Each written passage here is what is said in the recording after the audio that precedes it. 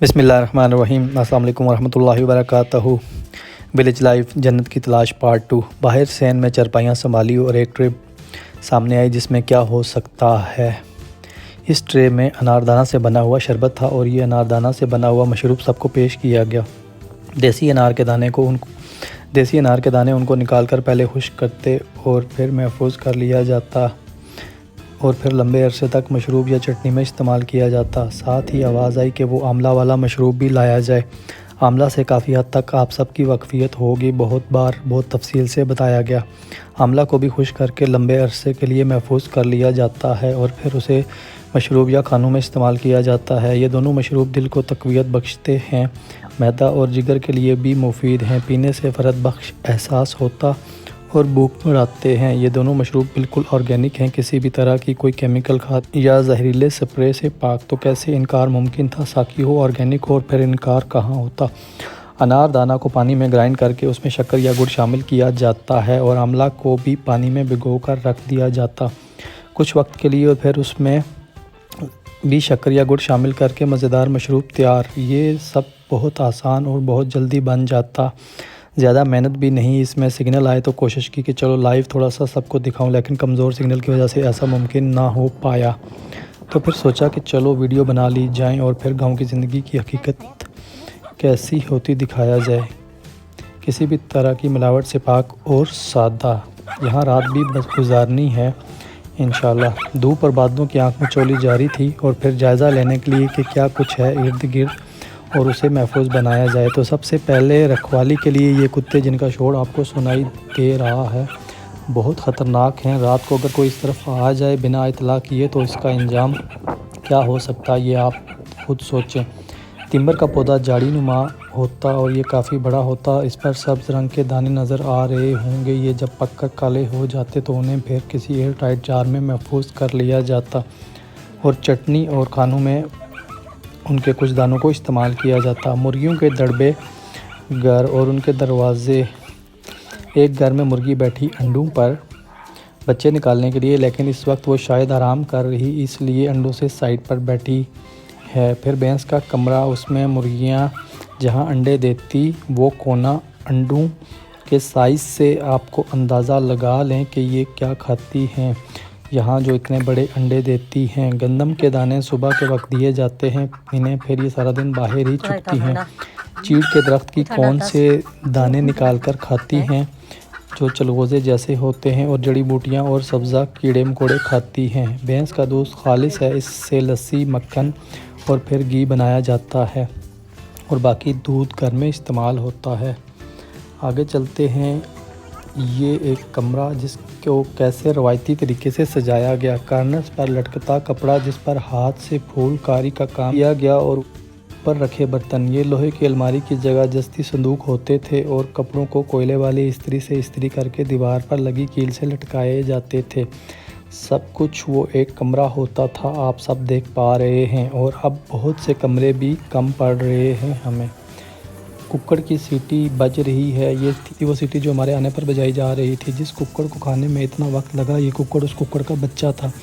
बाप की जान उसके बेटे ने देकर बचाई और ये है वो कुक्कड़ जिसने अपनी जान का नजराना पेश किया। हमारे घर से निकलने के बाद उन्होंने खाना बनाना शुरू किया था, इसलिए कुकर का इस्तेमाल किया वक्त बचाने के लिए।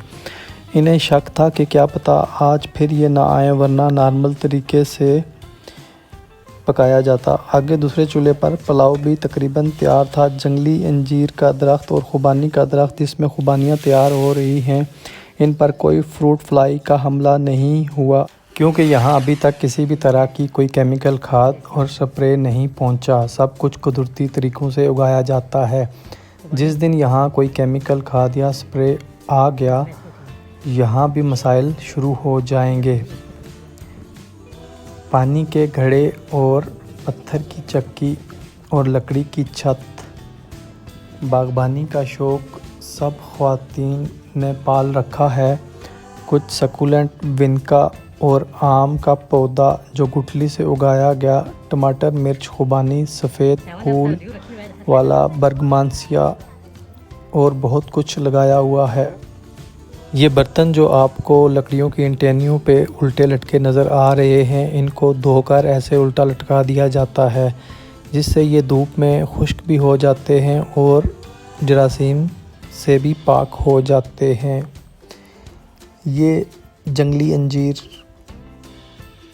और ये है हमारा दस्तरखान का मेज़। ये आम का गुठली से उगाया हुआ पौधा जो अब फल पे आने को तैयार है। अगले साल इंशाल्लाह इस पे फल आएगा। ये तितलियों का जोड़ा है। मैंने इनको कहा कि इनके बच्चे बनाएं, आबादी बढ़ाएं, तो फिर इनका कारोबार करते हैं। इसमें एक सफ़ेद रंग में भी आती हैं, वो भी लाएं तो अच्छा कारोबार चलेगा। ये अब खुले माहौल में फिर रही हैं। बादल गहरे होते जा रहे हैं और आपस में मिलते जा रहे हैं। तेज़ हवा चल रही है। पत्ते आपको हिलते नज़र आ रहे हैं और ऊपर बादल भी किस तेज़ी से आगे बढ़ते जा रहे हैं। दस्तरखान तकरीबन सज चुका है। ये तिम्बर, अनारदाना और हरी मिर्च तीखी वाली की चटनी, पुलाव, कुक्कड़, मैं भी कुक्कड़ खासा, और ये रायता।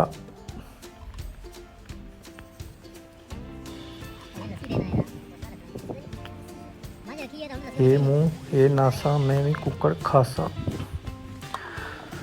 तो बिस्मिल्लाह करते हैं, फिर खाते हैं। चटनी से आगाज़ किया।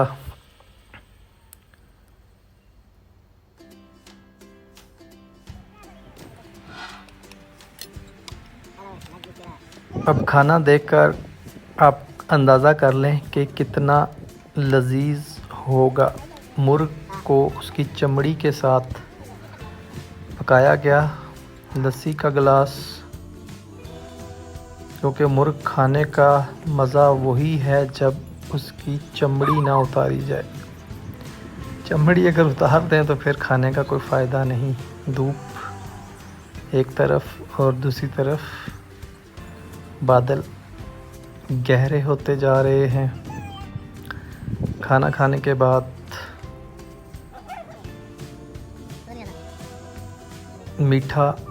मीठे को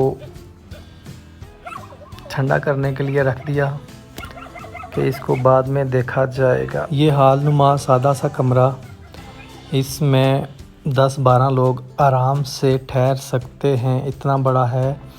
और ये इसी मकसद के लिए इन्होंने बनाया हुआ है कि अगर कोई मेहमान आ जाए तो उसको यहाँ आराम से ठहराया जा सकता है। ये दूसरा कमरा कि शादियों में कैसे कमरे को सादगी से सजाया जाता है, और इस जोड़े ने अभी तक अपने कमरे की सजावट को नहीं छेड़ा, वैसे की वैसी है। मौसम बदलना शुरू हो गया। धूप तेज़ हवा के साथ बादल बनना शुरू हो गए। सामने पहाड़ों पर आपको बादल बरसते नज़र आ रहे होंगे और किसी भी वक्त वो यहाँ पहुँच जाएंगे और खूब बरसेंगे। इंतज़ार रहेगा उनका। थोड़ी देर आराम करने के बाद अभी और नीचे एक और घर जाना है, तो वहाँ क्या गुज़री ये तो वहाँ जाकर ही पता चलना। ये देसी केले और मज़े की बात के पौधे पर ही पके हैं।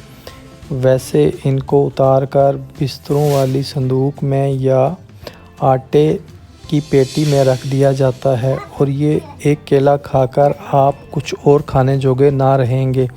अगर ये कच्चे हों तो उनको फ्राई करके खा लें या फिर ऐसे पकाकर। बहुत मज़ेदार हैं ये। यहाँ बहुत लगे हुए हैं। आगे जाकर आपको दिखाऊंगा इनके पौधे और बहुत कुछ। साथ रहिएगा। तब तक अल्लाह हाफिज़।